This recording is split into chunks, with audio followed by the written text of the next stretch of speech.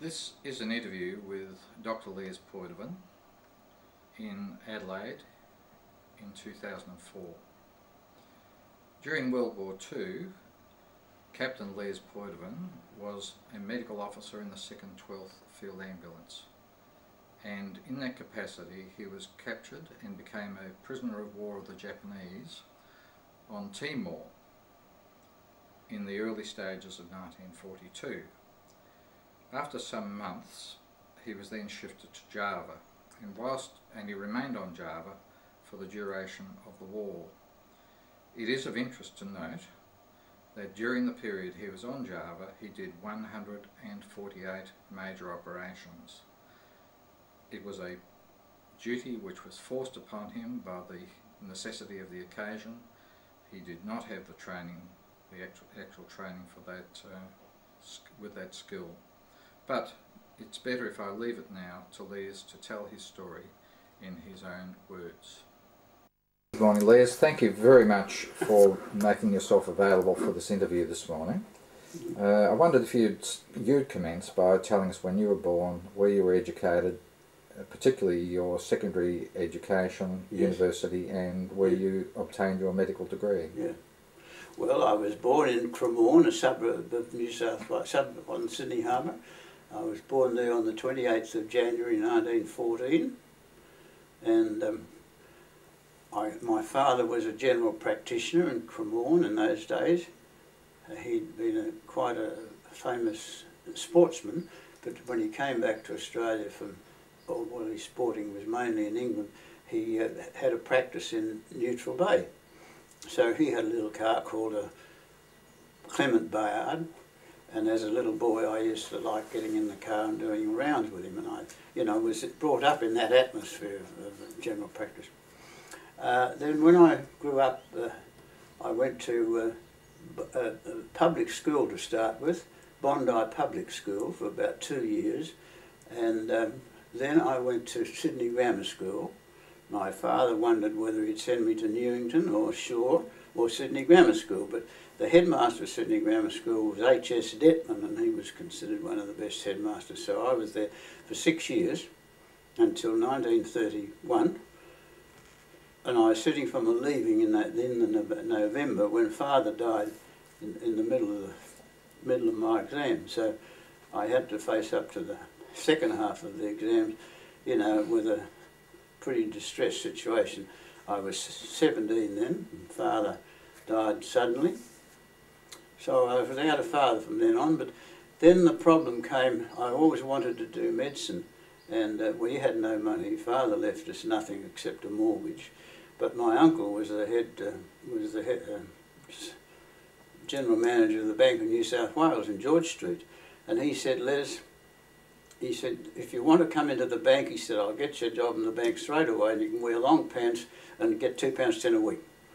And you'll have no more worries, because you can help your mother on that. I said, but I still want to do medicine. He said, right, if you still insist on doing medicine, I'll support you.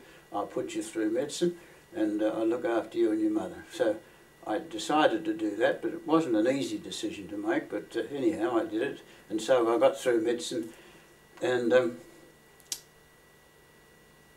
so I went from the Sydney Grammar School to the University of Sydney in 1932, and in 1937 I sat for my final examination.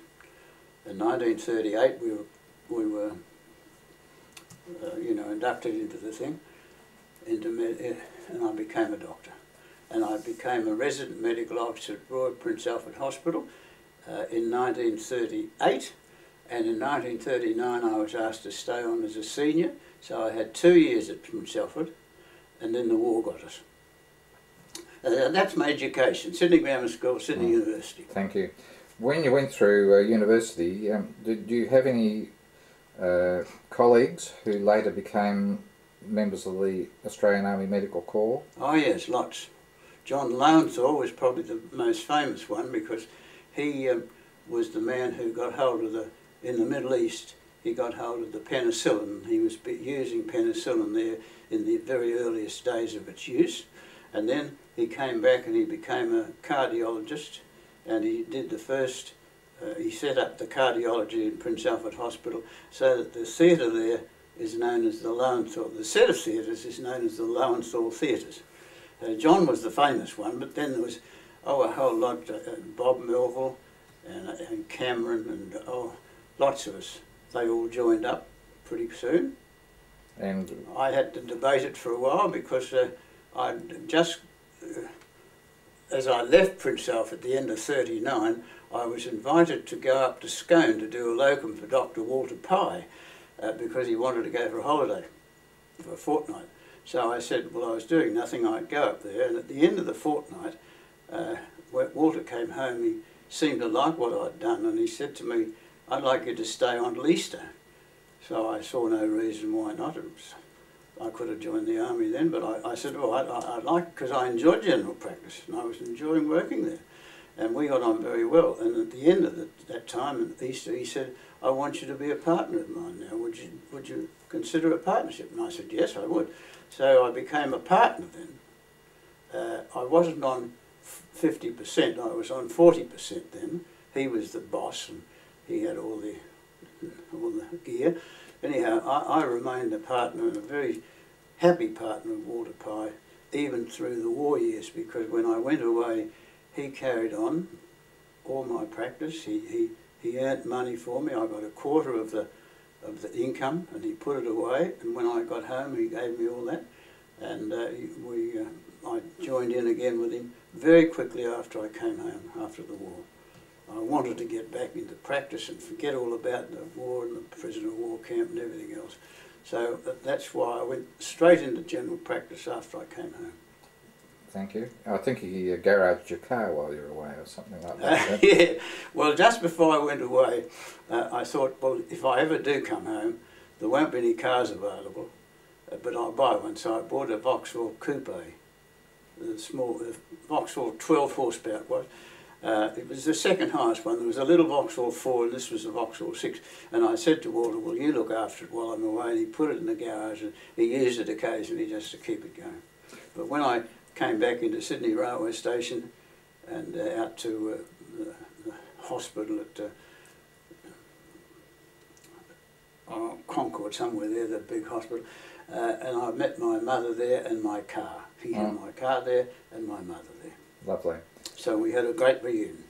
When you reverting to when you were going through medical school, did you have contact with people such as Peter Hendry, Roy Mills, John Taylor or Lloyd Carl? Oh yes, they were all Sydney University people. They weren't all in my year. Lloyd Carl, for instance, was in my year, but Roy Mills was a year in front of me, so he was a resident officer, a resident medical officer, I think Roy was, when I was final year. And Henry, I remember, and any other names did you mention there? I've forgotten now. But Ivan Page was a close friend of mine. He was the son of sort of Sir Earl Page, who was then a politician and Minister for Health. And what's his name, Stenning, Warwick Stenning was in my year, and he was a brother of Malcolm Stenning, who got through the year before. They're nearly all Sydney people. Yeah. There are big numbers of those doctors enlisted in due course. Yeah. Now, you were allocated to the 2nd 12th Field Ambulance. Yes. And now, was that unit moved to Darwin, or? Yeah, they were in Darwin. I was being sent around various camps. I'd been to Manila Road in Tamworth, and then down to Hay, which was the POW camp down there, and I got lost in Hay. And one day I came back to the mess and they said, there's a telegram for you, and I said, well, and they said, oh, we've found you. We've been ringing around all the camps where we'd sent you, couldn't find you anywhere because Sparrow Force has just been formed and you've been put into Sparrow Force. So I wasn't put into the 2nd 12th Field Ambulance then, but I moved to Darwin then.